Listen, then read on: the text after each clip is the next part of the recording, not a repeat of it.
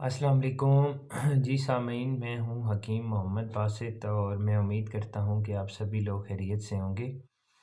آج ہم بات کریں گے جی ایسے پیشنٹس کے بارے میں کہ جن کے کانوں میں سائیں سائیں کی آوازیں آتی ہیں، یا بے چینی سی رہتی ہے، یا کانوں میں شور و غل رہتا ہے اور سیٹیاں بجتی ہیں۔ تو اس کی وجہ کیا ہو سکتی ہے جی؟ اس کی وجہ ہو سکتی ہے ضعف دماغ، یعنی کہ دماغ کا کمزور ہو جانا، یا دماغ کے اندر خشکی کا پیدا ہو جانا۔ تو یہ جو مرض ہے یہ عموماً طور پر ایسے پیشنٹس کو لاگ ہوتا ہے جو اولڈ ایج ہوتے ہیں، یعنی کہ جو 50 یا 60 پلس ہوتے ہیں۔ تو ایسے لوگوں کے ساتھ عموماً یہ مسئلہ آتا ہے کیونکہ دماغ کمزور ہو جاتا ہے، اور امیون سسٹم جو ہے وہ کمزور ہونے کی وجہ سے دماغ کے اندر خشکی پیدا ہو جاتی ہے۔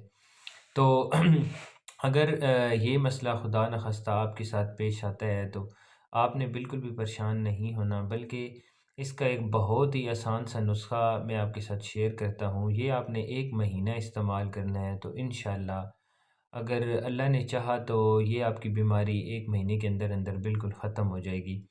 آپ نے اس میں استخدوس لے لینی ہے، یہ آپ کو کسی بھی حکیم کی دکان سے یا پنسار کی دکان سے بہت آسانی سے مل جائے گی۔ استخدوس یہ ایک جڑی بوٹی ہوتی ہے، اس کو ہم جاروب دماغ بھی کہتے ہیں، یعنی کہ دماغ کا جھاڑو۔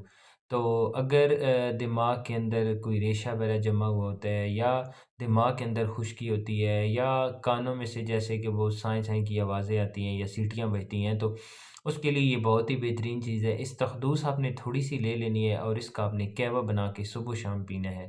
انشاءاللہ 1 مہینے کے اندر آپ کی یہ بیماری ختم ہو جائے گی۔ اس کے ساتھ ساتھ آپ نے اس میں بادام، سونف اور کالی مرچ کا استعمال کرنا ہے، تو یہ بیماری انشاءاللہ آپ کی ختم ہو جائے گی۔